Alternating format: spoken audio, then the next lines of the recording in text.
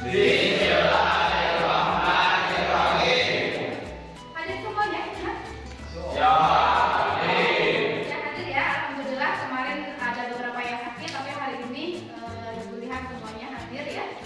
Lengkap, tidak ada yang sakit. Mudah-mudahan tidak hanya fisiknya yang sehat ya, hatinya juga sehat hatinya. Ya.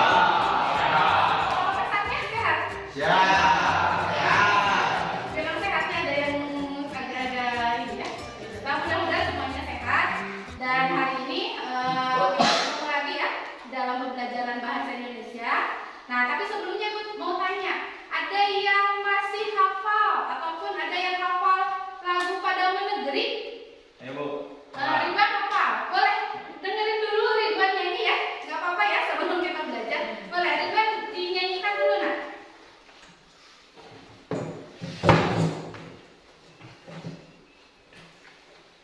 Padamu negeri kami berjanji,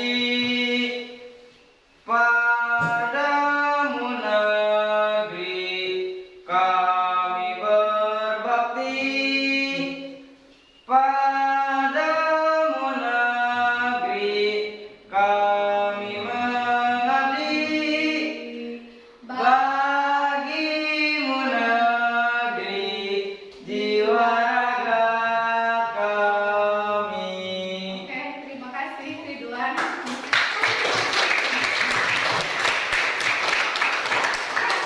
Meskipun tadi nadanya agak ada yang salah ya, tapi Ibu nggak ngebahas nada ya, karena itu bukan pelajaran bahasa, bukan pelajaran seni ya. Hari ini pelajaran bahasa Indonesia. Ibu tidak membahas nadanya, tapi Ibu sedikit membahas liriknya ya. Apa di situ ada bagaimana kita seorang anak bangsa harus mencintai apa? Negeri kita ya. Betul? Kalau kita yang bukan mencintai negeri kita, mau siapa lagi? Seperti itu ya. Nah, kalian pun bagaimana menunjukkan rasa kecintaan kita terhadap negeri kita? Kalau kalian, karena kalian sebagai pelajar, apa? Menunjukkannya dengan apa? Belajar bersungguh-sungguh. Betul, dengan belajar bersungguh-sungguh. Belajar bersungguh-sungguhnya kalian adalah itu salah satu bukti mencintai negara kita, negara Indonesia. Gitu, ya. Nah, hari ini juga kita dalam rangka mencintai negara kita itu dengan belajar seperti itu, ya. Nggak usah dibahas lagi nadanya ya. Tapi diperbaiki nadanya karena tadi ada yang salah, ya. Oke, kita lanjutkan ya nak. Hari ini kita akan belajar materi baru ya, seperti itu. Yang akan kita bahas hari ini adalah menyusun teks laporan hasil observasi. Di SMP pernah belajar? Pernah ya, sudah pernah. Tapi memang dibahas lagi di SMA. Tapi tentu saja ada beberapa perbedaan meskipun tidak berbeda sekali. Hanya saja kalau di SMA itu atau di SMK itu materinya lebih diperdalam seperti itu ya.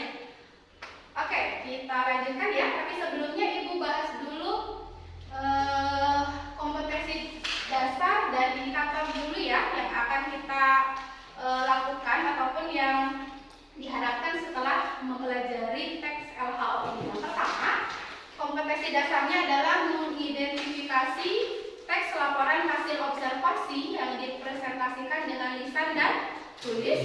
Yang kedua, menginterpretasi isi teks laporan hasil observasi berdasarkan interpretasi baik secara lisan maupun tulis. Yang selanjutnya, indikator pencapaian kompetensinya adalah yang pertama, nanti kamu akan belajar menemukan struktur teks LHO. Yang kedua, kamu akan belajar juga menemukan kaidah teks LHO.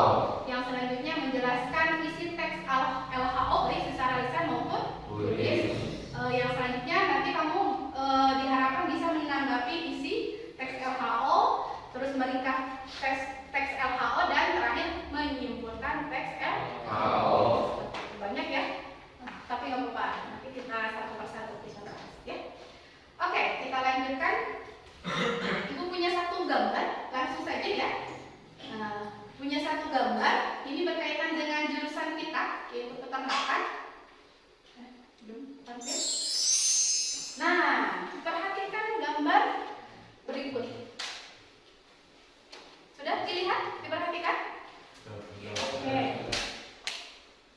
dari gambar tersebut, kira-kira informasi apa sih yang bisa ditemukan? Oke, siapa yang bisa angkat tangannya boleh? Informasi apa saja? Ya, Ahmad apa nak? Seorang peternak lagi ngasih pakan kepada ternak. Ada 2 anak sedang mengamati ternak dan ada 2 ternak dan sebuah kandang. Oke. Oke, terima kasih Ahmad. Ada lagi? Yang lainnya? Ayo, kalimatnya harus diperbaiki. Tadi ada apa? Mengasih. Betul nggak mengasih? Harus ya, beri ya, diperbaiki ya. Oke, siapa lagi yang bisa memberikan informasi dari gambar yang ada di depan? Angkat tangannya. Ayo. Ayo, jangan malu-malu. Ya, apa nak? Ada 3 orang sedang membuat data 3 kambing. 3 kambing. Betul 3 kambing? Oke, terima kasih Rafi. Ada 3 kambing? Salah. Ada berapa di sini? 2. Ayo, hati-hati ya. Harus sesuai dengan gambar. Tidak boleh ditambah-tambah, tidak boleh dikurang. Ada lagi 1 orang lagi yang bisa memberikan informasi dari gambar tersebut. Ayo sebelah sini nih, belum ada yang ngacung. Ayo, siapa? Ayo nak. Ayo, 1 orang. Hanif, apa nak? Dari gambar ini apa yang bisa disampaikan informasinya? Ada seorang guru lagi menjelaskan cara memberi makanan ini kepada kedua muridnya. Oke. Udah, cukup. Bisa diterima?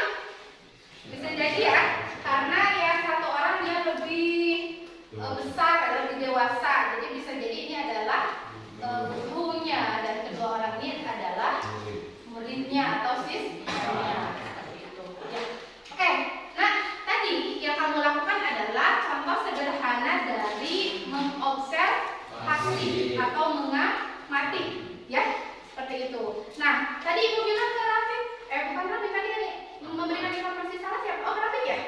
Tadi ibu bilang, betul nggak ada 3 dombanya? Ternyata ada 2. Kenapa? Karena kalau mengobservasi itu betul-betul harus yang ada di gambar. Tidak boleh misalkan kamu mengarang gitu ya, mengarang sendiri yang tadinya ada 2 kambing jadi 3 kambing misalkan, atau tidak apa?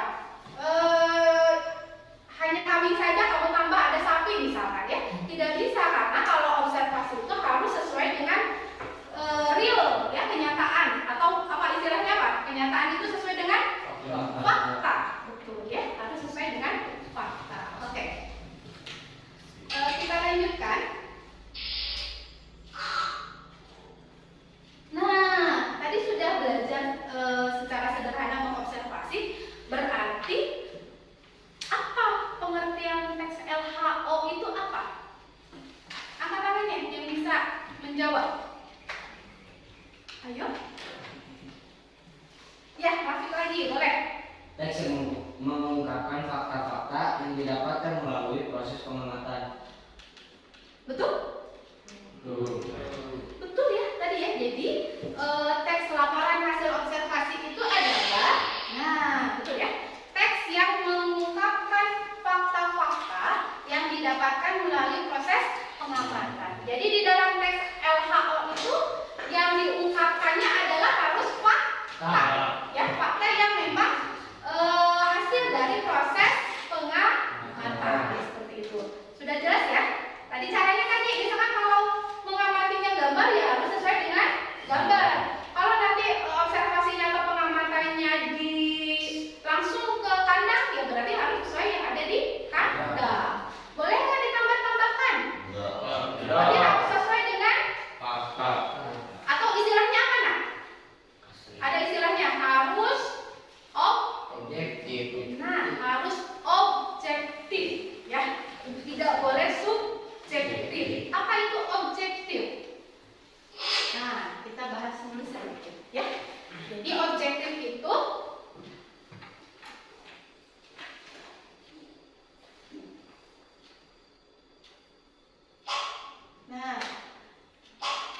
informasi yang diberikan sesuai dengan data yang didapat selama observasi ya.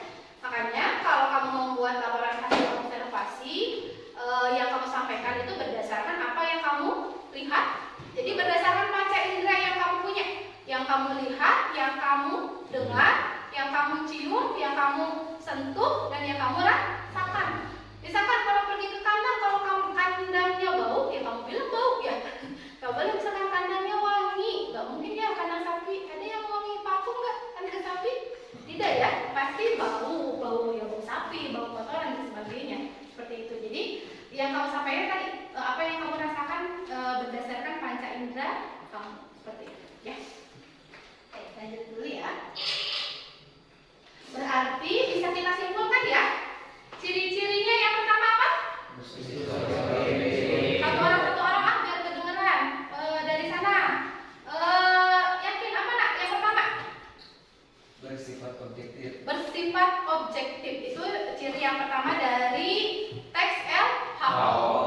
Ciri yang kedua, ke sana. Siapa? Dika yang berbicara. Apa nak? Ditulis berdasarkan fakta yang ditemukan pada saat pengamatan. Nah, ini tadi sudah jelas ya. Harus berdasarkan fakta, gitu ya. Oke, lanjut yang ketiga. Ibu mau siapa ya? Dia sebelum berbicara nih. Dia apa ya? Tidak mengandung hal-hal yang bersifat menyimpang, dugaan-dugaan yang tidak tepat atau pemihakan terhadap sesuatu. Nah, ini yang harus penting ya, yang harus diperhatikan ya. Jadi tidak boleh misalkan ada penyimpangan itu maksudnya apa sih? Jadi gini, misalkan kamu tidak menyukai orang yang misalkan tadi kamu mengadakan observasi ke satu tempat, nah kamu tidak suka dengan orang yang punya tempat tersebut, akhirnya kamu membuat laporannya tidak berdasarkan fakta, tapi misalkan dijelek-jelekan, misalkan ya, itu tidak boleh. Jadi tidak boleh memihak ya, betul-betul harus yang ada di lapangan yang kamu temukan itulah yang kamu lakukan. Oke, yang terakhir, yang sini yang belum berbicara siapa? Abu-abu apa nak? Ditulis secara lengkap. Nah ini, ya jadi harus lengkap. Jadi tidak boleh misalkan hanya sebagian saja, ya. Seperti misalkan tadi pergi meneliti ataupun mengamati kandang ya harus lengkap, kandangnya seperti apa, isinya itu ada apa saja, ternaknya ya dan sebagainya seperti itu. Ya. Oke, kita lanjutkan lagi. Ya.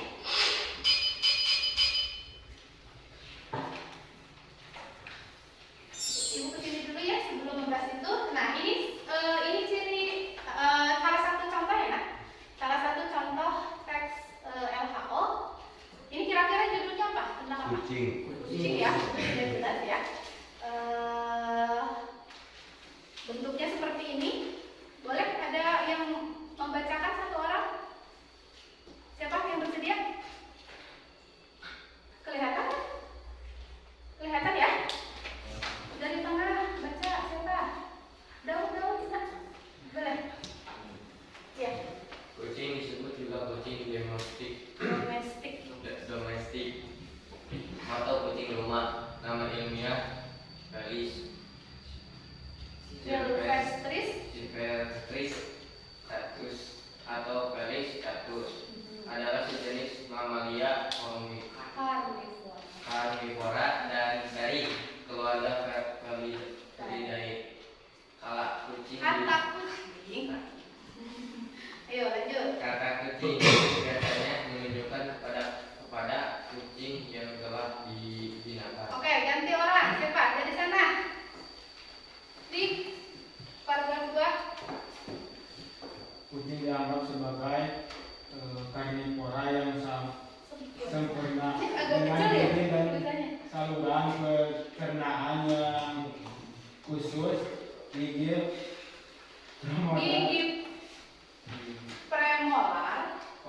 premolar dan molar pertama membentuk sepasang taring di setiap sisi mulut yang bekerja efektif seperti gunting untuk merobek daging. Meskipun ciri ini juga terdapat pada famili Canidae atau yang anjing atau anjing, tetapi ciri ini berkembang lebih baik pada kucing, tidak seperti karnivora lain. Kucing hampir tidak makan apapun yang mengandung tumbuhan. agak kecil ya, kayak yang agak dekat sini Mil, tampil baca selanjutnya. Jumlah ras kucing di seluruh dunia sangat banyak. Setiap ras memiliki ciri khusus, tetapi karena sering terjadinya kawin silang antar ras, banyak kucing yang hanya dikelompokkan dalam sejenis bulu panjang dan bulu pendek, tergantung jenis rambut penutup tubuhnya. Lanjut. Ada banyak macam ras kucing, beberapa di antara adalah sebagai berikut: Oxycat, Maine Coon, British Shorthair, Burmese, dan Chinchilla Longhair. Kucing memiliki banyak warna dan macam pola. Ciri fisik ini tidak bergantung pada rasnya. Kucing rumahan dikelompokkan ke dalam jenis berikut berdasarkan penampakan fisiknya. 1. Bulu pendek, 2. Bulu panjang, 3. Oriental. Tadi sampai beres. Kucing merupakan hewan peliharaan yang umum di Eropa dan Amerika Utara, dan bahkan populasi kucing di seluruh dunia melebihi 500 juta ekor. Menurut Human Society dari Amerika Serikat, selain kucing menjadi hewan peliharaan, kucing juga digunakan untuk perdagangan bulu internasional, untuk membuat sebuah mantel, sarung lapangan, topi, sepatu, selimut, dan boneka mainan. Kucing yang diperlukan untuk membuat sebuah mantel dari bulu kucing ada sekitar 24 ekor kucing. Hal ini sekarang telah dilarang di beberapa negara termasuk Amerika Serikat, Australia, dan Uni Eropa. Namun beberapa bulu kucing masih dibuat menjadi selimut di negara Swiss sebagai obat tradisional yang dipercaya dapat membantu mengobati rematik. Oke, ini tentang kucing. Agak seru baca yang bawah ya. Kucingnya dijadikan mantel ya. Jadi kulitnya berarti yang diambil. Tapi ada nggak di Indonesia? Kayaknya adanya di luar negeri. Kayak ini contoh dari teks LHO. Kamu perhatikan polanya, nanti kamu akan bertemunya seperti ini ya. Ketika kamu membahas tentang ini kan hewan ya, satu hewan namanya kucing. Nah, di paragraf awal kamu perhatikan, di awal itu kamu jelaskan dulu definisi umumnya ya. Definisi umum, baru di paragraf berikutnya kamu jelaskan ciri-ciri ya, ciri-ciri khusus yang berkaitan dengan kucing. Baru terakhir di sini apa tadi? Ada manfaatnya. Nah, baru kita bisa simpulkan strukturnya seperti ini ya. Ada 3 strukturnya ya. Yang pertama, struktur teks LHO itu definisi umum tadi ya, menjelaskan pengertian biasanya ya, apapun pernyataan umum tentang objek yang diobservasi ya. Yang kedua, deskripsi bagian. Nah, di sini kamu jelaskan secara lebih lengkap ya ciri-cirinya, bisa warnanya misalkan ya, terus apalagi jenisnya ada apa saja dan sebagainya. Nah, baru di terakhir nih, teks LHO itu selalu harus ditutup dengan manfaatnya apa gitu ya. Tadi kucingnya dibahas, kucing manfaatnya ada apa saja. Ketika kamu membuat teks LHO yang lain itu sama, harus diakhiri dengan manfaat seperti itu ya. Oke, ada pertanyaan dulu sampai sini, sampai teks LHO? Ada? Jelas? Jelas? Oke, kita lanjutkan dulu ya.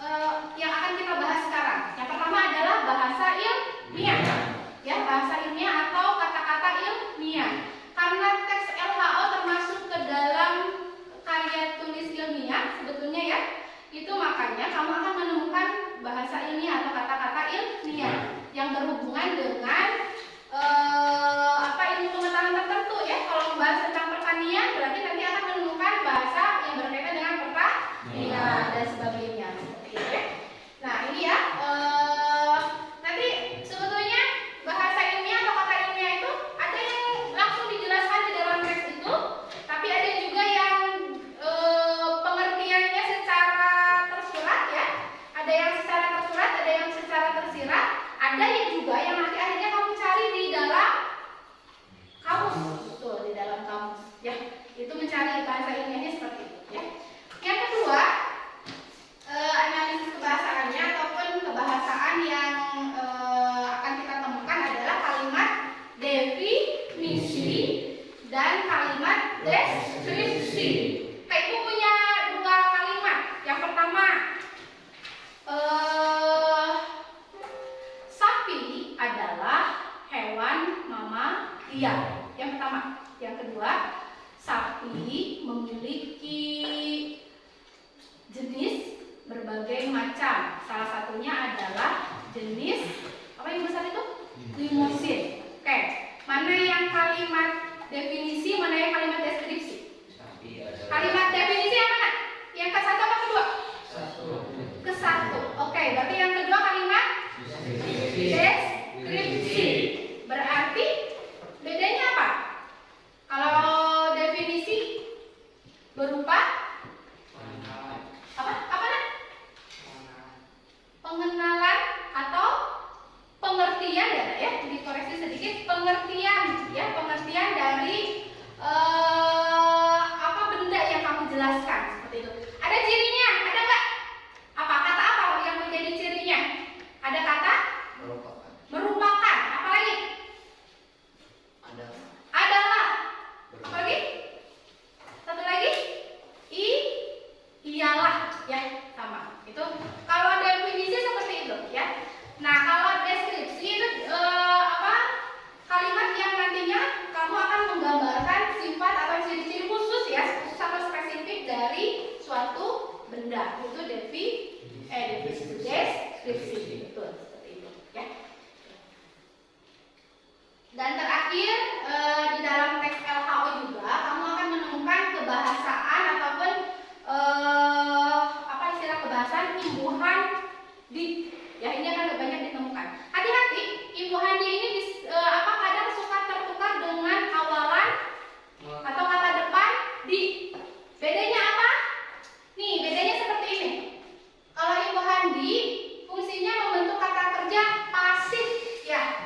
Memukul, jadi dipukul. Kalau memukul aktif, dipukul pasif. Nah, itu fungsi dari imbuhan di. Kalau kata depan di fungsinya menunjukkan keterangan tempat atau waktu. Contohnya apa? Di tempat, betul. Yang lain? Di sekolah atau di rumah. Itu bukan imbuhan tapi kata depan. Nah, penulisannya kalau imbuhan penulisannya diserangkaikan atau serangkai dengan kata dasar. Nah, kalau kata depan penulisannya dipisah. Di rumah, di spasi rumah, bukan diserangkaikan atau disatukan seperti itu ya. Itu imbuhan di. Ya. Oke, paham yang ini? Oke, boleh kalau ada yang ditanyakan, ayo tanya. Boleh nggak? Ada yang tidak paham boleh ditanyakan. Ada yang ingin ditanyakan? Tidak? Sudah jelas? Oke, sekarang kita berlatih menganalisis struktur dan unsur kebahasaan. Seperti biasa kita akan bagi kelompok ya. Seperti biasanya ya, berdasarkan tempat duduk saja ya, supaya tidak supaya lebih mudah. Bertiga, cukup nggak? 3 orang, berarti 3 orang. Oke, jadi berapa? 1, 2, 6 ya. Ada 6 kelompok. Ibu akan bagikan satu teks ya, teks LHO.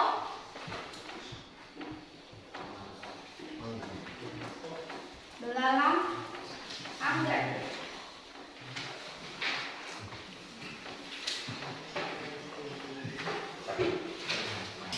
Satu kelompok lagi pakai ini. Dalam anggar. Oke, Ibu sudah membagikan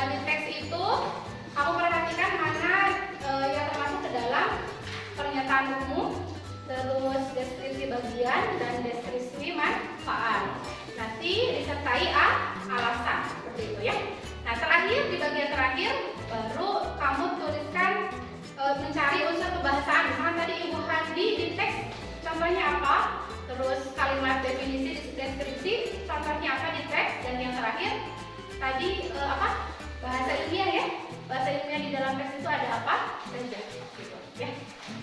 Oke, silakan berdiskusi ya, ayo berdiskusi. Oke, silakan berdiskusi, didiskusikan.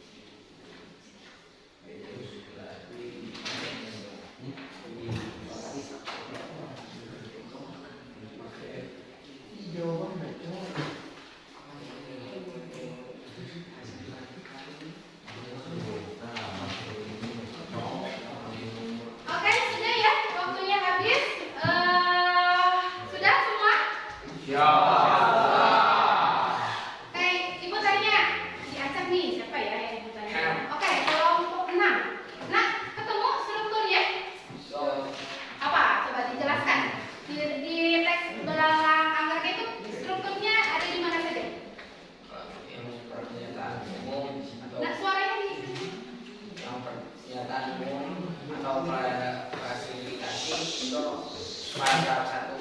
Paragraf 1. Kenapa? Karena menyajikan informasi umum mengenai belalang anggrek seperti nama ilmiah dari ciri-ciri umum. Oke, ada ya di situ ya. Oke, selanjutnya struktur yang kedua. Ya, lanjut yang kelompok kedua. Yang ini Bagian deskripsi bagian itu paragraf 2 sampai 5. Alasannya? Karena paragraf ini tuh apa? Memberikan informasi lebih tentang belalang anggreknya. Paragraf 2 menjelaskan tentang bagian tubuh. Paragraf 3 menjelaskan tentang bentuk dan warna tubuh. Paragraf 4 menjelaskan tentang makanan belalang anggrek. Sama paragraf 5-nya menjelaskan tentang daur hidup. Oke, yang terakhir? Deskripsi manfaat atau simpulan itu paragraf 6. Karena menyampaikan informasi tentang manfaat belalang anggrek sebagai pembasmi hama dan hewan peliharaan. Oke, sama jawabannya? Gampang sebetulnya. Nah, sebenarnya polanya hampir-hampir sama seperti yang awal ya. Di awal pasti itu dia deskripsi umum ya. Baru paragraf 2 sampai ke 2 terakhir dia deskripsi manfaat. Baru terakhir bukan deskripsi bagian, terakhir baru manfaat. Itu hampir sama ya. Oke. Yang selanjutnya unsur kebahasaan. Ibu mau tanya yang tentang definisi deskripsi aja. Ayo, siapa yang bersedia memberikan contoh yang definisi? Ya, boleh. Yang mana, Bu? Definisi contoh yang kalimat definisi. Belalang anggrek atau Deinonychus coronatus adalah salah satu jenis belalang sentadu atau belalang suap yang hidup di Indonesia dan kawasan Asia Tenggara lainnya. Oke, itu kalimat definisi, betul? Cirinya apa? Tadi yang paling menonjol. Ada kata ilmiah atau ada apa tadi? Adalah, betul. Ada kata adalah. Nah, selanjutnya yang definisinya. Siapa yang mau definisi? Oke, boleh, Andi. Bagian tubuh belalang anggrek terdiri atas kepala, toraks, dan abdomen. Panjang dari belalang anggrek depan sekitar 2,5 sampai 3 cm, sedangkan yang betina 6 sampai 7 cm. Oke, itu definisi ya. Karena apa? Menjelaskan lebih spesifik ya atau lebih khusus tentang belalang anggrek seperti itu. Ya. Oke. Ya karena waktu sudah ini ya. Terima kasih ya buat kalian. Tadi sudah cukup bagus ya, sangat bagus belajarnya. Semuanya aktif dan Ibu kasih penghargaan buat teman-teman yang bisa jawab. Boleh kasih tepuk tangan.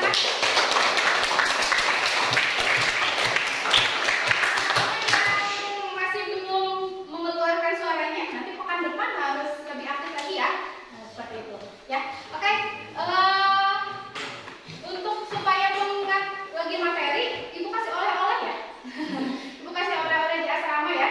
Oleh-olehnya apa? Tugas berarti oleh-olehnya kamu langsung oleh-olehnya apa ya? Kayak oleh-olehnya di rumahnya atau di asramanya ya. Kita nggak pulang ke rumah di asrama.